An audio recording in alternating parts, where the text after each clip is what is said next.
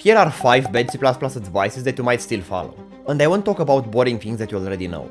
These are things so many YouTubers do, and you probably also picked up the bad habit without even noticing it. In fact, let's play a game.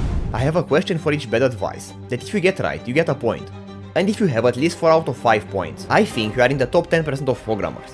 So you can comment at the end of the video your score.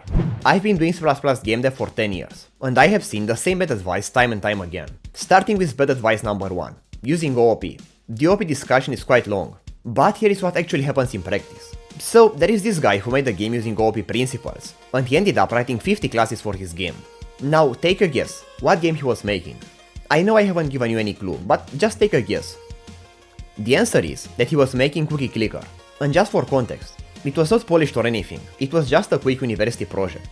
Question 1 for the quiz. Do you think it's reasonable to have 50 classes for a Cookie Clicker-like game? Well, for context, I probably have 50 classes in my multiplayer Minecraft game, and look at the size of this thing compared to Cookie Clicker. So you get a point. If you said it's not reasonable to have this many classes.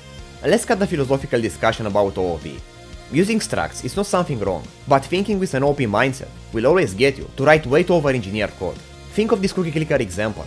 You might think, well, now the code is more robust with all of these classes. But now, think about how simple Cookie Clicker is. What if you want to make a complex project, like a Minecraft-like game? If you need 50 classes for Cookie Clicker, then you probably need 1,000 of classes minimum for this. And this Cookie Clicker is not a made-up story. This person actually exists, and a friend of mine actually remade this Cookie Clicker game in just a few hundred lines of procedural code. Like, you can just see and understand the entire game from a single glance. Compare that to having 50 different files, each with a different class. Things will get only worse from here. Again, there is nothing wrong with classes, but don't think with an OP mindset. Everything has a use, but if you have an OP mindset, all your code will just be classes in places you don't need them. Just write simple code, starting with just a simple function, and only if you actually need to abstract it. But this is super tied to the second bad advice, and that is reading C++ books and programming pattern books. Programming is like driving a car. You have to first learn the basic street signs. That's normal. But then, if you want to be a good driver, you want to spend your time driving, not reading books. Who would you trust to drive you home? Steve, that has read over 1000 driving books, but never set foot in a car. Or Anton, who doesn't even know how to read, but he has been driving since he was 10 years old. As dumb as Anton is, he actually knows how to drive a car. It's the same thing with programming. You have a limited time in your day, and you have to spend that time actually writing code and making big projects. Don't worry, you will learn new things, but you will learn them as a result of writing code and having to research small things. Here is my problem with books. First, they teach you a ton of information that you don't really need, and in a super slow way. Sure, it's nice to know, but not if you have to spend that much time on it. That time is better spent making a project. And about books that teach coding practices, you never learn how to properly organize your code by reading. Design patterns are basically a scam. The only way you learn to code well is by coding by yourself a lot and making big projects. I have been coding for so many years, and I promise you that all the design pattern things and all the coding advice there is out there, you will figure out yourself and understand way better by writing a lot of code. So question 2 of the quiz is, have you been recently challenging yourself with writing hard projects? If so, you get a point, but you don't get a point if you instead just pretend it to work by learning programming without taking action. This includes watching YouTube videos without using that information, which gets us into bad advice 3, which I personally struggle the most with. But before that, if the previous point got you thinking that you need to make more C++ projects, here is how you can do that. Just search JVDX9 on YouTube. He has some super cool C++ projects, and you can also check the first link in the description for my C++ game dev course. It is 6.5 hours of video content just like this one, and it has 50 plus guided challenges, so that unlike other courses, you have to practice a lot with this course. So you actually learn and evolve. Check the first link in the description, and it might have a special discount. Now, bad advice 3 is spending too much time learning advanced C++. Back when I was in university, I was talking with a classmate about the C++ and assembly curriculum, which was quite hard and scary for most students. Like, one student even told me, the university C++ is the hardest thing I will ever have to do. However, I told her that I basically knew every single thing we learned in university about C++ and assembly. Her reaction was, yeah, sure, like she thought I was the biggest liar. But here is the thing she didn't consider. She knew quite a lot of things herself. She knew web dev, front-end and back-end. She knew databases, and also entry-level C++, and probably other random languages. I, on the other hand, don't even know how to make a web page. I spent all my time learning C++, so no wonder I knew so much. But here is the pitfall. Focusing on one thing is not bad, but with C++, you have to be careful, because it goes too deep. The C++ rabbit hole is extremely deep, and before you know it, you can just spend your entire time learning weird C++ quirks instead of actually coding. Those things are important, but just make sure you don't spend your entire time learning those. So for the next quiz question, you get a point if you don't spend the majority of time learning esoterical C++ things, but you instead spend most of your time coding. Now we need to look at bad advice number 4 to understand why learning advanced C++ is such a pitfall. But before that I have a bonus pitfall. Don't spend too much time learning algorithms and data structures. School and university basically scam us by spending so much time on these topics. The reality is that advanced algorithms are only useful in very specific cases. This is my multiplayer Minecraft clone, and the most complex algorithm I have used here is basically BFS. I'm not even kidding, I don't even have a list in this entire codebase. Now, bad advice number 4 will make you understand why advanced C++ is so bad. A lot of people say that if you don't use C++ how it is intended to be used, you are using it wrong. But that is such bad advice. Here is the reality.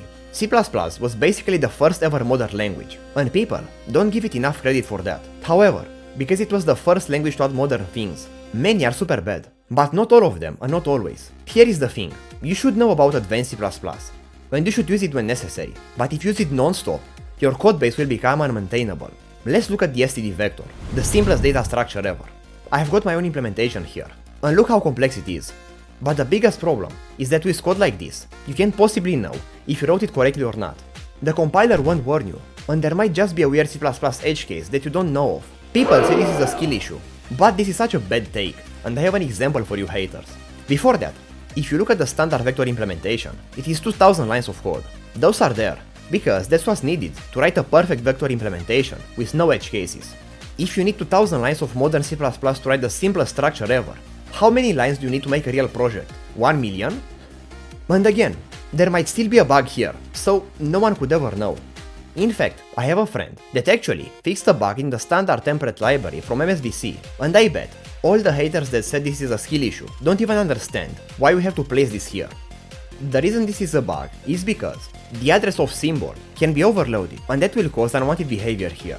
Throughout my entire C++ career, I have never seen this. How can anyone code like that when every single little thing is literally a possible pitfall? Did you know you can overload the comma operator? Well, does that mean I can't use the comma operator in generic variadic code? I have no clue. But why care in the first place about this? If you write a vector implementation in C, it's so simple. You can just look at it. So keep your code simple. Quiz for this lesson. Do you think this code is okay here? Well, the correct answer is no, because in reality, you don't need generic code all the way. Just write a super simple method, and that's it. Again, think of a big project. I want to focus on important tasks, like how to organize my rendering pipeline, not what type of reference I need to pass to this templated code. Use C++ containers all the time, like strings and vectors, because they make your code simple. You can use templates, but in reality, you don't need them as often as you think. Like, I literally use them like once a year. So keep your code simple, and stay away from this madness. And probably, the most common thing I see in C++ code is allocating memory wrong. Take a look at this code. For the final question of the quiz, what is wrong with this code? This is a trick question. So you might say the player needs to be a unique pointer. And sure, less memory management is good. But let me show you an even better idea. Let's not allocate it in the first place. This is the right answer. I have no idea why people allocate random stuff on the heap, and after allocating everything on the heap, they say, yeah, well, I use smart pointers, so don't worry, it's all good. No, it's not all good. Why do all of this complexity? Imagine going to the Sahara Desert and carrying a winter jacket with you, and you say, no man, it's all good. The backpack will carry it for me. No, it's not all good. Don't bring the jacket in the first place. Look at this tract. It's not big by any means. You should not place it on the heap. I see so many beginners allocate small stuff like this on the heap because they think it will speed up copying or prevent accidental copy, but that is first of all not true. Allocating things everywhere hurts performance bad, so it's slower. But more importantly, if everything is a pointer, things will go down eventually. Whenever I look at others' code, I always see pointers everywhere, and they should not be there in the first place. Pointers are a tool. You are supposed to use them when you need to use them, not randomly everywhere. And trust me, you are overusing them. If you look at some random code of mine, you will rarely see pointers. Not because I avoid them, but simply because I just don't need them that often. Memory management in C++ is super simple. Check this video if you want to see more details. And if you want to make games in C++, check out my game dev course for beginners.